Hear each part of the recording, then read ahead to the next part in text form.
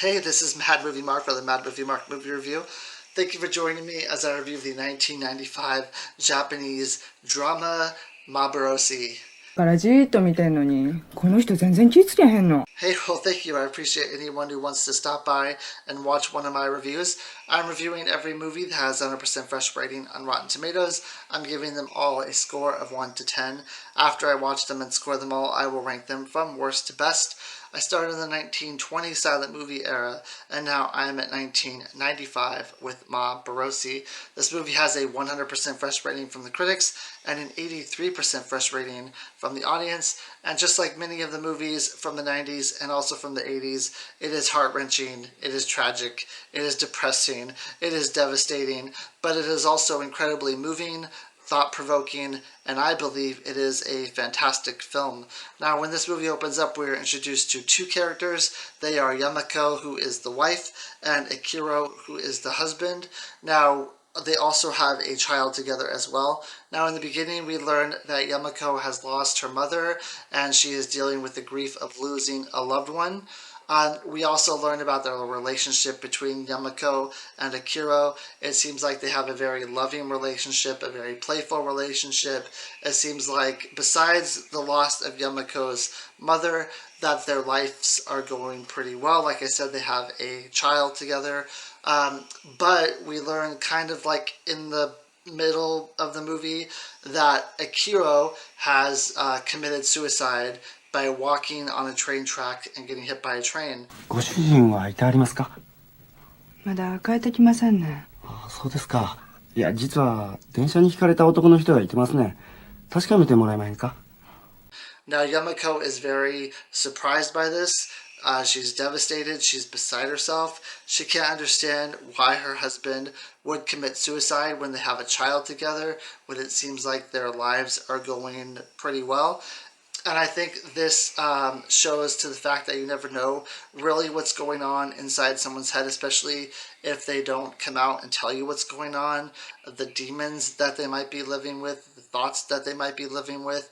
And this also goes to show that someone who commits suicide, the person who really gets hurt in this aspect is the people that they leave behind, because they leave behind all these questions that are unanswered, and all this grief and all this sadness, and it really is kind of like a selfish way to go. Like, I know that there might be some issues that you're dealing with, some things that are going on in your life, but do the people in your life deserve to suffer this kind of grief, this kind of loss? Anyway, she, a few years down the road, she decides that she's going to get married in an arranged marriage to a widower who also has a child.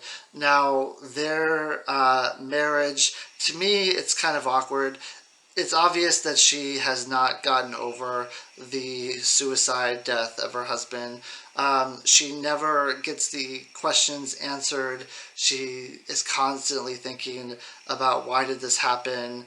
She's constantly in grief over this happening. There's a scene in the movie where she goes to this restaurant with this gentleman who runs the restaurant, who saw her husband on the day that he died. Her husband committed suicide on the way home from work. Now, he went to this restaurant right before he committed suicide, and the guy at the establishment said he seemed like he was normal. He was laughing at his jokes. He didn't seem like anything was amiss. He did say that Ikuro forgot his wallet, and he was going to go home and grab it and come back and pay for his food that he ordered, but it didn't seem like anything was wrong. ひょっこり顔出してコーヒー飲んで帰ったんや。あの日って死んだ日やがな。仕事終わって帰りにおったんやろ。別段何の変わったこともなかったから明るい新聞見たらびっくりしたわ。And then obviously later that day, he committed suicide. This is towards the end of the movie, so we can still see that she is struggling with this idea, that she's still struggling with these emotions. And then at the end of the movie, she asks someone flat out, she kind of has this breakdown where she says, like, why did he do this? I don't understand why he did this. And she's obviously very grief stricken at the fact that he committed suicide. うちな、うち分からへんねん。あの人がなんで自殺したんか、なんで線路の上歩いてたんか、それ考え始めると。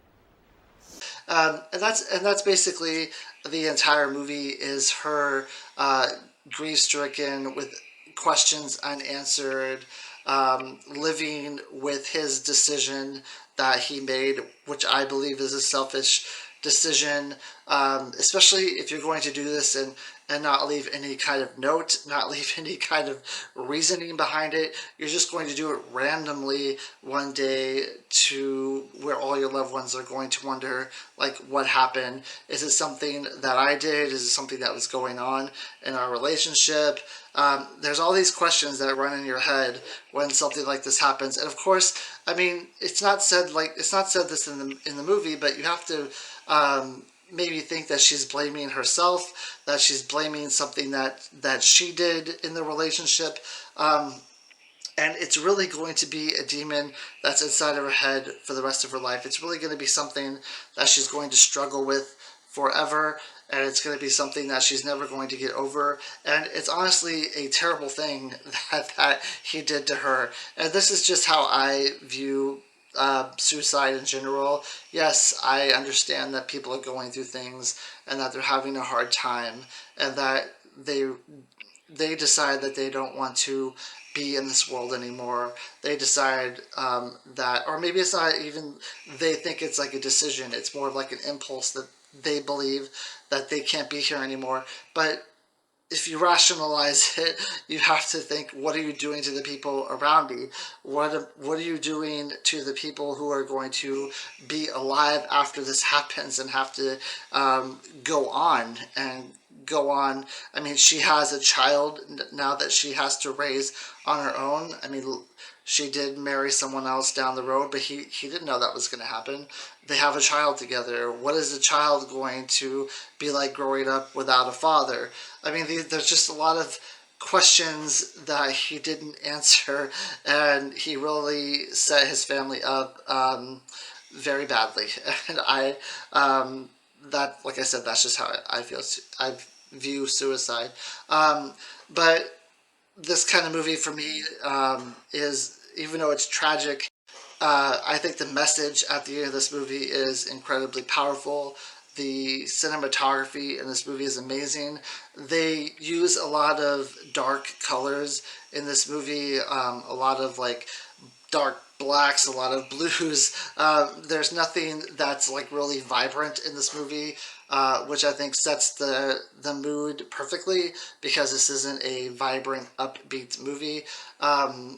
The camera work in this movie is also pretty amazing. There's a lot of use of shadows that I think are done perfectly throughout this movie. The writing is amazing. I prefer these sad, depressing movies that have this type of message at the end, because, I mean, there was a time in my life where I had these type of thoughts in my head of suicide as well. I lost my best friend really from elementary school to high school. He was killed a month after we graduated high school, and I had all these thoughts in my head as well. And I stepped back for a minute and I thought, if I do something like this, what am I going to be doing to my family? How are they going to react to this? They pretty much lost someone who they considered a son, and now I can't let them lose another son. It was hard for me to step back and do that, but it's something that I had to do. I had to think about, how is this going to affect other people? Not how is it going to affect me, because I'm not going to be here anymore, but how is it going to affect everyone else? And ultimately, it was just something that I couldn't do. because of how it would affect everyone else. So this is the kind of movie that resonates with me. This is the kind of story that I can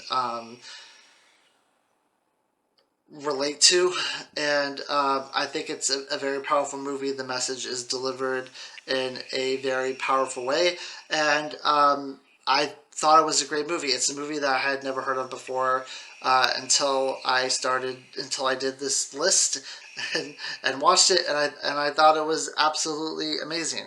I give it a 9.5. I think it's pretty close to perfect.